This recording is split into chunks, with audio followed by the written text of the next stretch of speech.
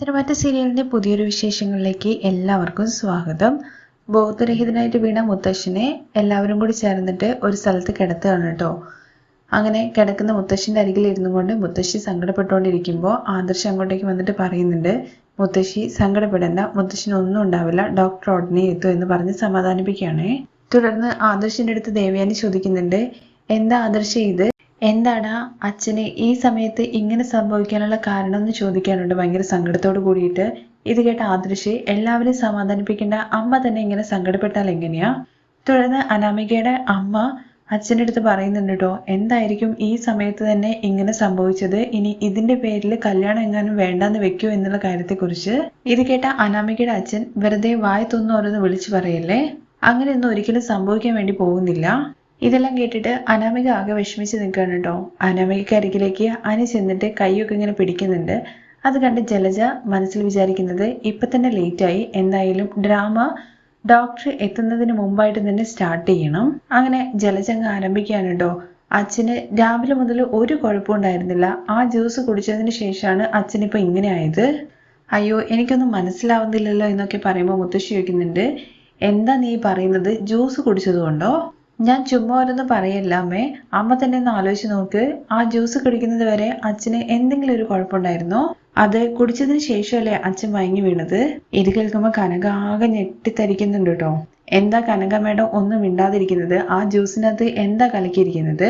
ഇത് കേൾക്കുമ്പോൾ നവിക്കങ്ങ് ദേഷ്യം വരുന്നുണ്ട് കേട്ടോ. എന്നിട്ട് എൻ്റെ അമ്മ മുത്തശ്ശൻ വീഴാൻ വേണ്ടിയിട്ട് മാത്രമായിട്ട് മയക്കുമരുന്ന് ചേർത്തു, എന്താ മതിയോ എന്നുള്ള കാര്യം ചോദിക്കുകയാണേ.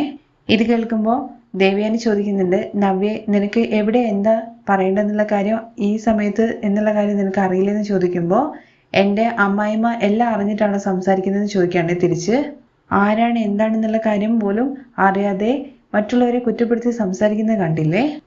തുടർന്ന് നവ്യയുടെ ഷോൾഡറിൽ പിടിച്ചിട്ട് നിർത്ത്, ജലജെ നിനക്ക് എന്നോട് എന്തോരം ദേഷ്യമുണ്ടെന്നുള്ള കാര്യം എനിക്ക് നന്നായിട്ട് അറിയാം എന്ന് കരുതിയിട്ട് വായത്തൊന്നും എന്തും വിളിച്ചു പറയാമെന്ന് വിചാരിക്കരുത്.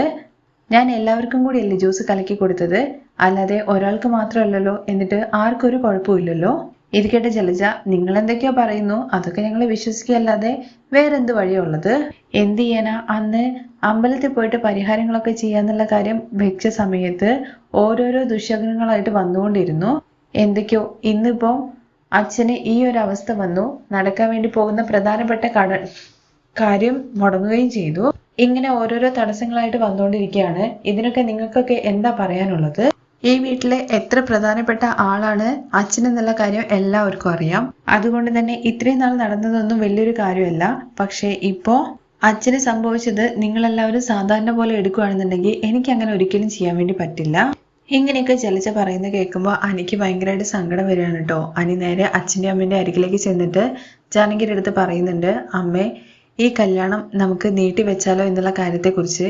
എന്താണ് അനി നീ പറയുന്നതെന്ന് ഇത് കേൾക്കുമ്പോൾ മുത്തശ്ശി ചോദിക്കുന്നുണ്ടേ.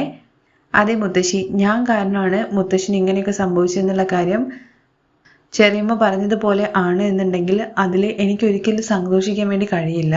ഇത് കേട്ട് ജലജ പറയുന്നുണ്ട്, അതെ അനി, നീ മാത്രമാണ് ഞാൻ പറഞ്ഞ കാര്യം കറക്റ്റായിട്ട് മനസ്സിലാക്കിയത്.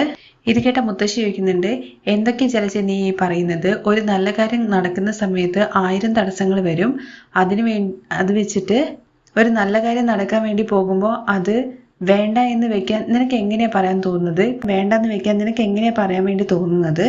തുടർന്ന് ആദർശ് പറയുന്നുണ്ട് കേട്ടോ ജലജയുടെ അടുത്ത്, ഇങ്ങനെ മുത്തശ്ശിന് സംഭവിച്ചതിന് ആരെയും കുറ്റം പറയാൻ പറ്റില്ല. എന്തിനാ വെറുതെ അനിയുടെ കല്യാണത്തിനെ ഇതിനു മുമ്പിലേക്ക് വലിച്ചിടുന്നത്? ഇത് നോക്ക് ആദർശേ, എനിക്കെന്താ അനിയുടെ കല്യാണം നല്ല രീതിയിൽ നടക്കണമെന്ന് ആഗ്രഹമില്ലെന്നാണോ നീ വിചാരിച്ചിരിക്കുന്നത്? പക്ഷേ അതിനേക്കാൾ പ്രധാനം എനിക്ക് എൻ്റെ അച്ഛനാണ്.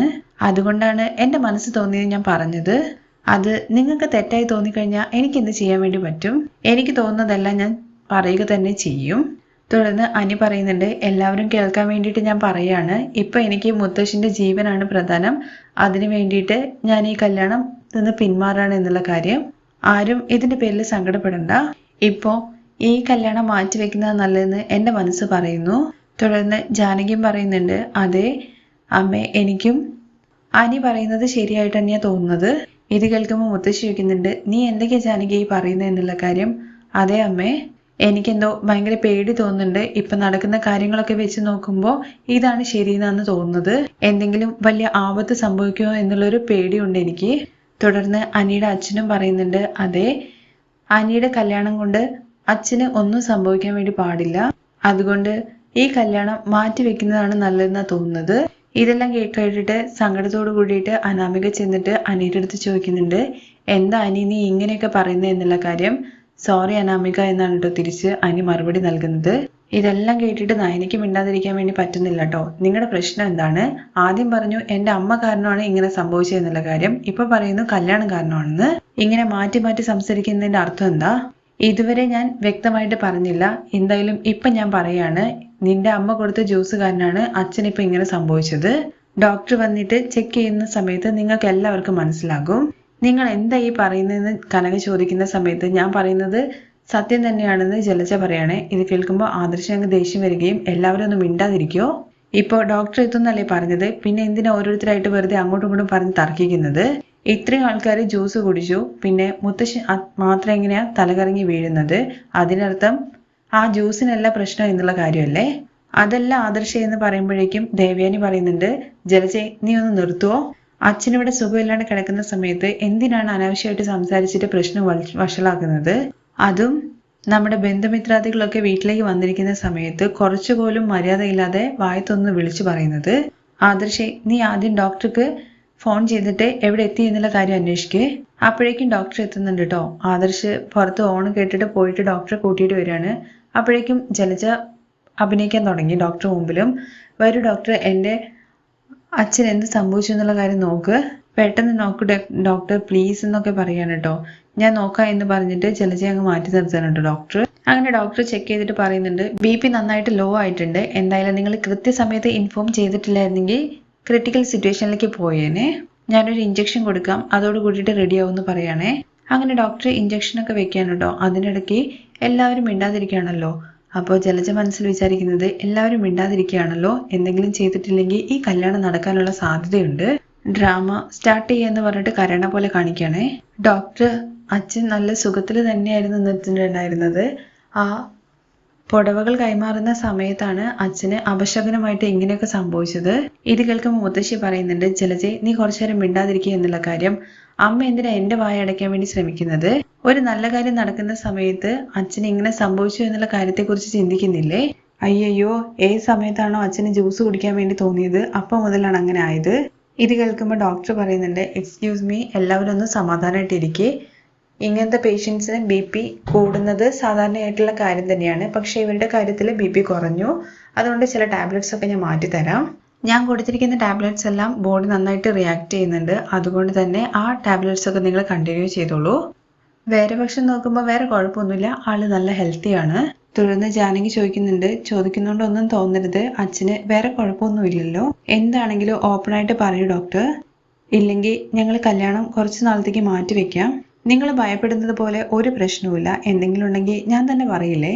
അവര് കുറച്ച് സമയത്തിനുള്ളിൽ നോർമലായിട്ട് വരും. നിങ്ങൾ കല്യാണത്തിന് വേണ്ട കാര്യങ്ങളൊക്കെ ചെയ്തു തുടങ്ങിക്കോളൂ. അങ്ങനെ മുത്തശ്ശൻ കണ്ണു തുറക്കാണ് കേട്ടോ. എന്താ മൂർത്തി സാർ, കുറച്ചു നേരത്തേക്ക് എല്ലാവരെയും ഭയപ്പെടുത്തിയല്ലോ.